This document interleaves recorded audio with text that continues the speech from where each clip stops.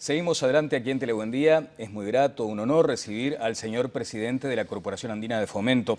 En realidad, aquella vieja CAF, de pronto vamos a recordar ahora cuál ha sido ese proyecto y en qué ha dado hoy, pero se transformó ni más ni menos que en el Banco de Desarrollo de América Latina. Enrique García, buen día, ¿cómo le va? Encantado de estar aquí, siempre grato estar en el Uruguay. Bueno, un país que conoce muy de cerca, luego de su trayectoria en el Banco Interamericano de Desarrollo en su momento. Sí, correcto, sí, mis primeras armas Ajá. en este mundo de la banca de desarrollo, estuve muchos años en el BID y precisamente durante varios años entre los países que tenía a mi cargo estaba el Uruguay, así Uruguay. que venía muy seguido. Un país amable desde su punto de vista. No, es fantástico, vean. Además es un ejemplo en términos de democracia, de la gente como convive, la pelea política inclusive aquí es de una civilidad que impresiona. Bueno, ojalá que se mantenga por lo menos esa percepción desde el exterior.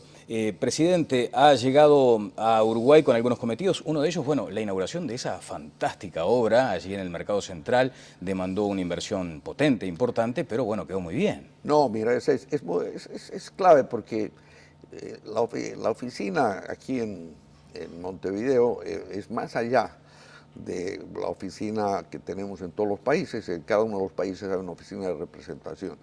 Pero hace unos 4 años tomamos la decisión de tener dos centros regionales, dos hubs, uno en el norte, que está en Panamá, y otro aquí en Montevideo. Desde Montevideo se ven proyectos, iniciativas, se analizan programas y proyectos en infraestructura, en desarrollo social, en el sector productivo y financiero para los países del sur, desde Bolivia y todos los países de Mercosur. Bien, bueno, decíamos hoy, aquella CAF, la corporación que nace en los albores de los 70, a inicios de aquella década, a este Banco de Desarrollo Latinoamericano. Ha pasado mucho, por ejemplo, entre otras cuestiones, el volumen de inversión.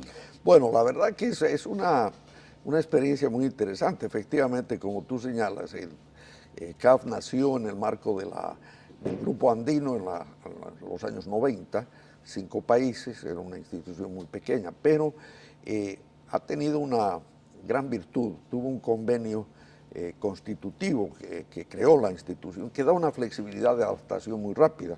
Y eso ha permitido que en los últimos 22 décadas se hayan incorporado nuevos países. Comenzaron como miembros no plenos, sino como accionistas, precisamente Uruguay, Argentina, Brasil, Paraguay, todos los de Mercosur, pero hoy día son 18 países y Uruguay, al igual que Argentina, los otros países de Mercosur son también miembros plenos. Y lo que es trascendente es que esta es una institución que tú mencionabas el volumen, es decir, en la década de los 80, el volumen de aprobaciones anuales que tenía la institución era del orden de $600 millones. Ahora estamos en un promedio por encima de los 10.000 en promedio. El año pasado, para ser más preciso, aprobamos operaciones por más de 12.000 millones, lo cual nos ubica como uno de los 3 bancos de desarrollo que atiende América Latina en forma equilibrada, el Banco Mundial, el Grupo y el Banco Interamericano. Claro. Bueno, hay algunos rasgos bien típicos, característicos de la ex CAF, digamos, o de este Banco de Desarrollo de América Latina. Pero decíamos algo que tiene que ver con eso, con los comparativos. El BID, que de pronto es un poco más conocido, genera inversiones o préstamos por unos 14.000 millones. Sí, más o menos. Y ustedes están ahí empatando, digamos. Sí, ¿Y pueden convivir, Enrique?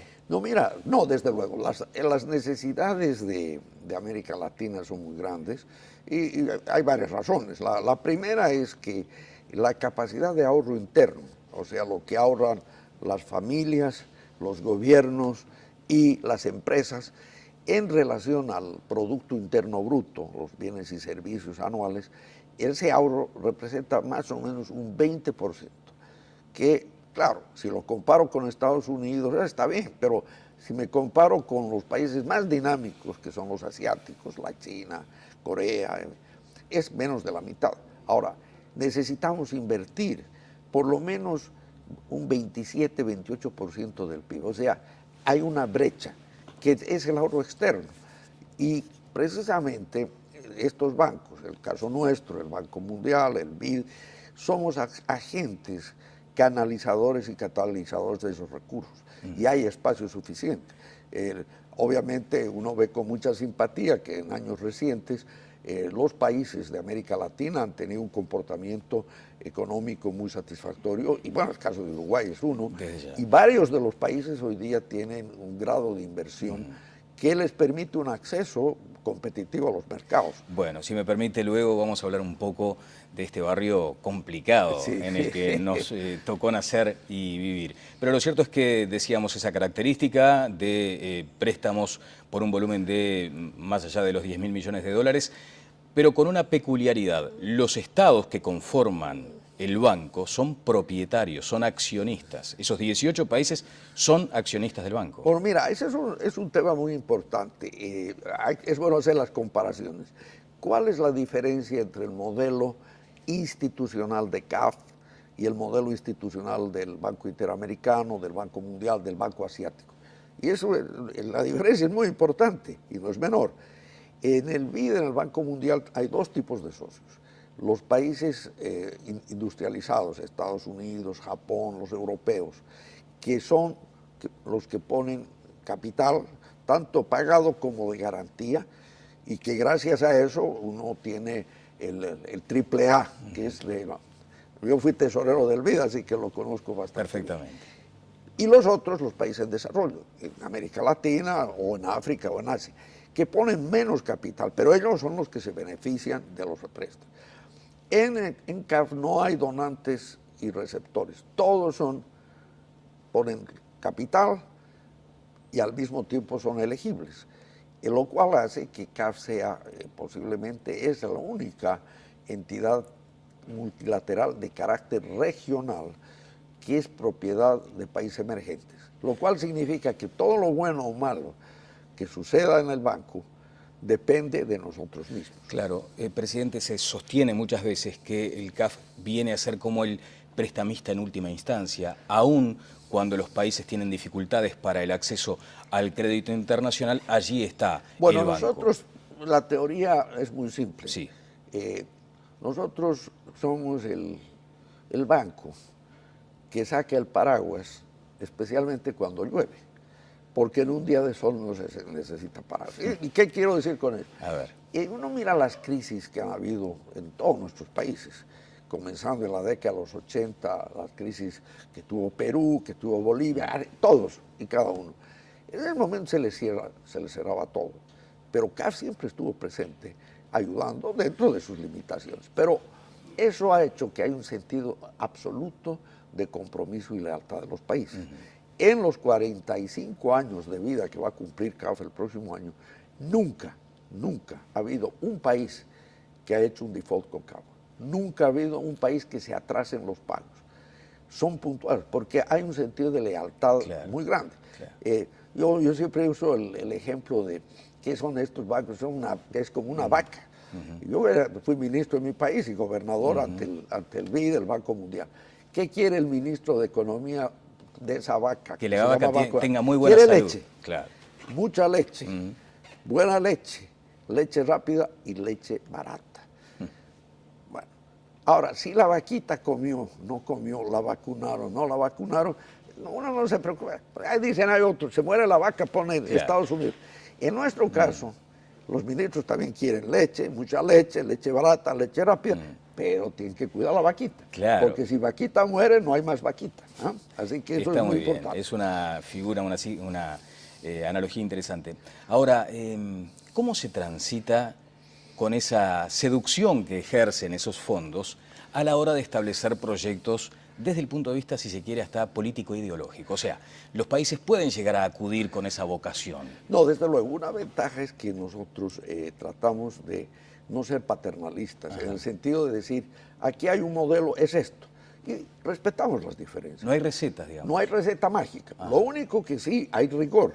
Y el rigor quiere decir que los proyectos, los programas que estudiamos, sean en infraestructura, en desarrollo social, en los sectores productivos, sectores financieros, tienen que ser sólidos. O sea, ¿hay una trazabilidad luego, presidente? ¿Ustedes advierten claramente el cumplimiento o no de aquellos proyectos presentados? No, desde luego. No solo. Se evalúa, digamos, un préstamo, digamos. Si un país quiere, vamos a decir, financiar una carretera, bueno, ¿qué le requerimos? Le requerimos que tenga buenos estudios de factibilidad, pero estudios integrales, ¿no? Que cubran no únicamente el tema técnico y financiero, sino la parte ambiental, que es un elemento fundamental y hoy en día, en la situación que está el mundo, precisamente es un tema que uno debe cuidar mucho. Bien, decíamos hoy respecto al peso específico que puede llegar a tener la ideología o la conducción política de un país. Porque también se entiende muchas veces que este nuevo banco o este banco ya con tanta trayectoria a partir de aquella CAF pretende o invita a despegarse de otros organismos multilaterales. ¿Es efectivamente así? No, despegarse no, yo diría que no. Ajá. Es decir, más aún, nosotros, no obstante la diferencia conceptual de los orígenes y las características de la institución, mantenemos excelentes relaciones con los otros. Por ejemplo, con el grupo del Banco Mundial, con la IFC, con el Banco Mundial, el BID, hacemos muchas veces cofinanciamientos, hacemos cosas conjuntas, porque el objetivo... La complementariedad.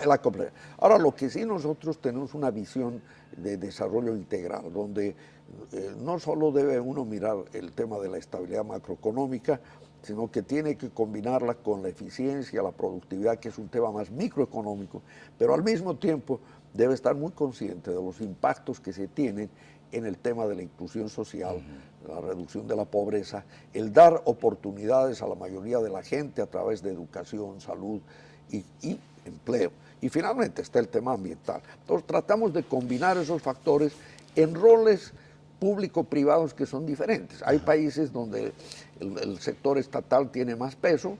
No cuestionamos eso, en la medida que sea eficiente, que sea transparente. Claro. Bueno, ¿sería acaso ese concepto de la responsabilidad social que también impulsa a vuestra institución? Ahora, recientemente surge otro banco de desarrollo, y es a instancia de los países emergentes nucleados en el BRICS. Correcto. ¿Cómo lo observa usted? No, interesante. Aquí hay una anécdota. Hace 2 años yo estaba en la reunión del Banco Asiático en Vietnam y me pidió entrevista el viceministro de Finanzas de Hacienda de la China y también el ministro de Economía y Finanzas de la India. Y yo fui a las 2 reuniones pensando que íbamos a hablar de temas de relación conjunta, porque si bien no son accionistas, pero tenemos una red de contactos a nivel mundial, mercados de capital, bancos, en fin.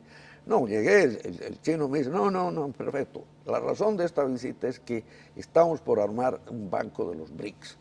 Y hemos hecho una revisión y hemos encontrado que el modelo de ustedes es el modelo más interesante. Cuéntenos la historia. Entonces yo lo conocí de ese momento y voy donde el ministro de la India me pide lo mismo. Más aún, nos han invitado a participar en algunas de las reuniones preparatorias que mi gente ha estado con ellos. Entonces yo diría que es una iniciativa interesante, desde luego.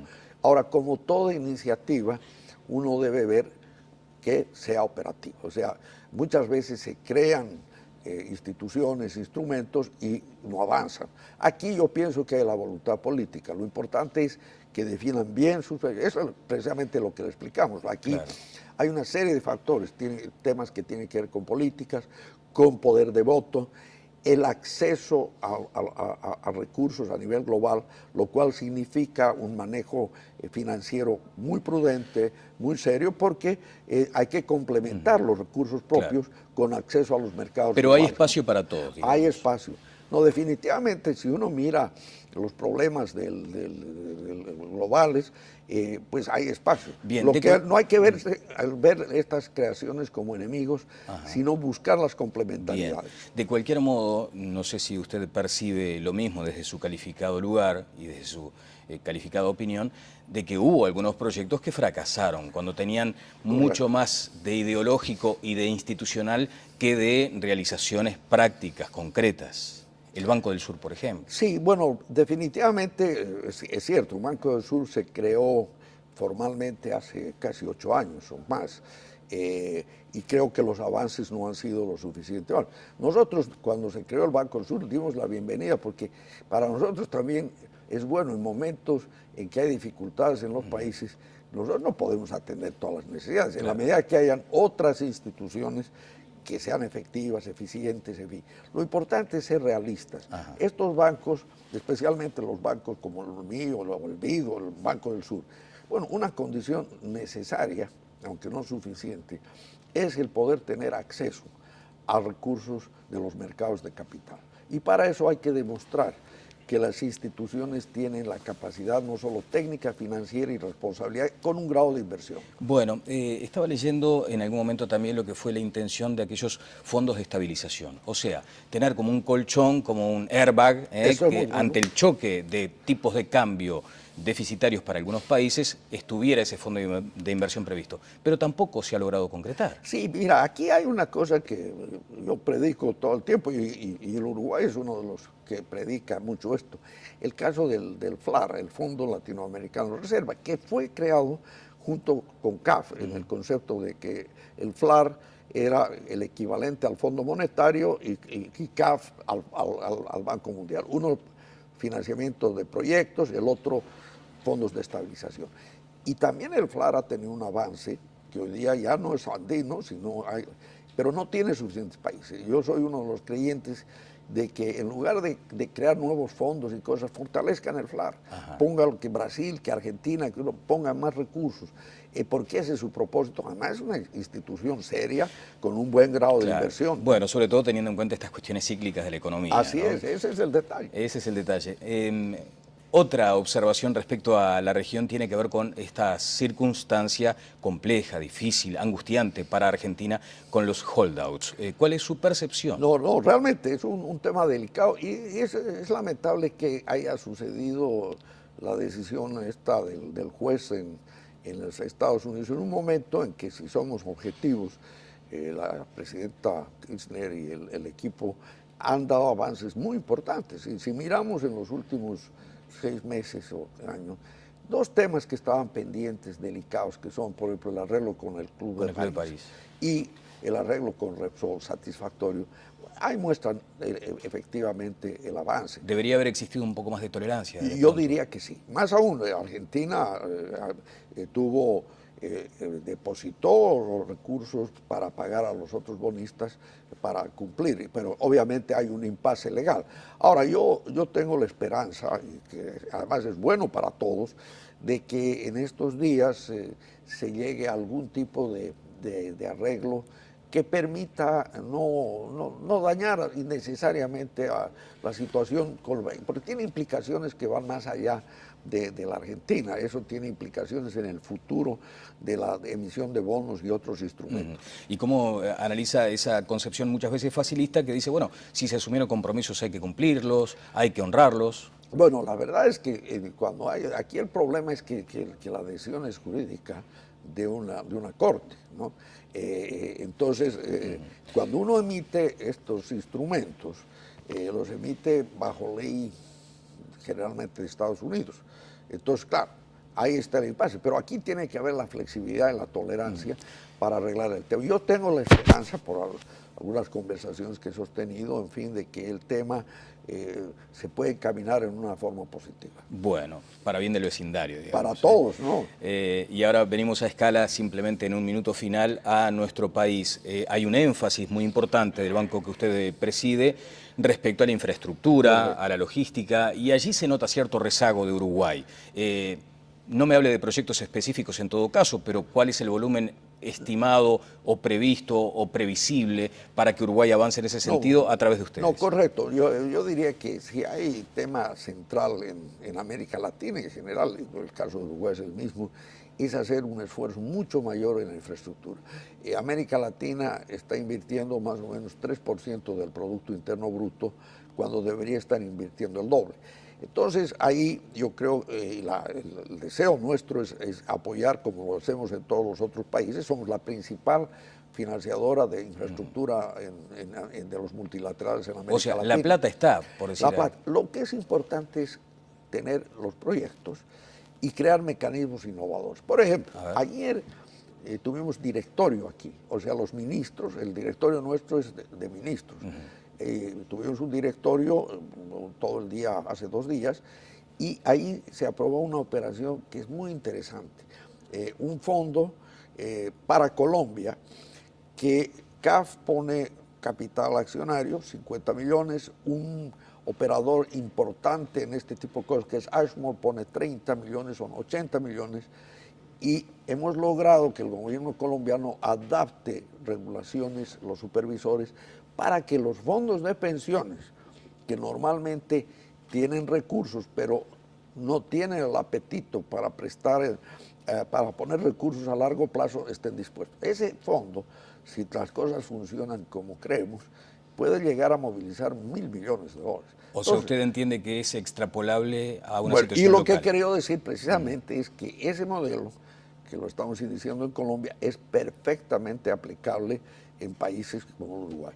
Y Uruguay, bueno, en cuanto al volumen de operaciones, nosotros en los últimos años, desde que los cinco hemos aprobado, ¿no? más o menos 2.600 millones. Hay una parte que muy inteligentemente el equipo económico pidió lo que se llaman líneas contingentes.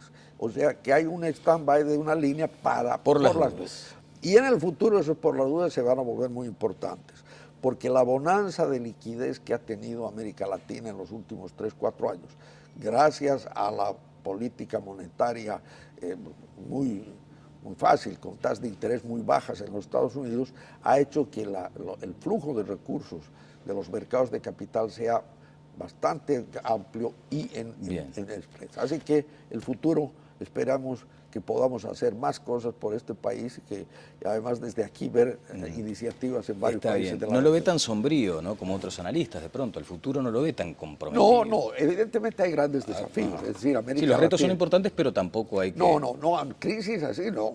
Lo que sí que América Latina no puede ser complaciente, debe invertir más, debe enfatizar mucho más una transformación productiva que haga que no siga dependiendo tanto de la materia prima pura.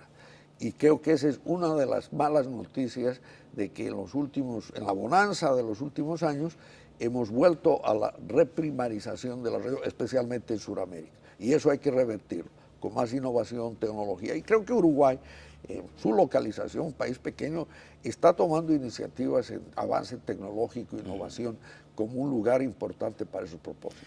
Muchísimas gracias, Muchas presidente. gracias, Ha sido muy amable. Mucho gusto estar aquí. Bueno, Enrique García estuvo con nosotros, presidente de la Corporación Andina de Fomento, hoy Banco de Desarrollo Latinoamericano. Pausa y seguimos adelante en Telebuen Día.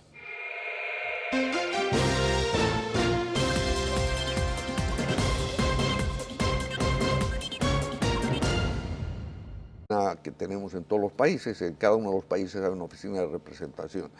Pero hace unos 4 años tomamos la decisión de tener 2 centros regionales, 2 hubs, uno en el norte, que está en Panamá, y otro aquí en Montevideo. Desde Montevideo se ven proyectos, iniciativas, se analizan programas y proyectos en infraestructura, en desarrollo social, en el sector productivo y financiero para los países del sur, desde Bolivia y todos los países de Mercosur. Bien, bueno, decíamos hoy, aquella CAF, la corporación que nace en los albores de los 70, a inicios de aquella década, a este Banco de Desarrollo Latinoamericano. Venía muy seguido. Un país amable desde su punto de vista. No, es fantástico. Además es un ejemplo en términos de democracia, de la gente como convive, la pelea política inclusive aquí es de una civilidad que impresiona. Bueno, ojalá que se mantenga por lo menos esa percepción desde el exterior. Presidente, ha llegado a Uruguay con algunos cometidos, uno de ellos, bueno, la inauguración de esa fantástica obra allí en el Mercado Central, demandó una inversión potente, importante, pero bueno, quedó muy bien. No, mira, es clave porque la oficina aquí en Montevideo es más allá de la oficina latinoamericano. Ha pasado mucho, por ejemplo, entre otras cuestiones, el volumen de inversión. Bueno, la verdad que es una experiencia muy interesante. Efectivamente, como tú señalas, CAF nació en el marco de del Grupo Andino en los años 90, 5 países, era una institución muy pequeña, pero ha tenido una gran virtud, tuvo un convenio constitutivo que creó la institución, que da una flexibilidad de adaptación muy rápida. Y eso ha permitido que en los últimos 22 décadas se hayan incorporado nuevos países. Comenzaron como miembros no plenos, sino como accionistas, precisamente Uruguay, Argentina. Seguimos adelante aquí en Telebuen Día. Es muy grato, un honor recibir al señor presidente de la Corporación Andina de Fomento. En realidad, aquella vieja CAF, de pronto vamos a recordar ahora cuál ha sido ese proyecto y en qué ha dado hoy, pero se transformó ni más ni menos que en el Banco de Desarrollo de América Latina. Enrique García, buen día, ¿cómo le va?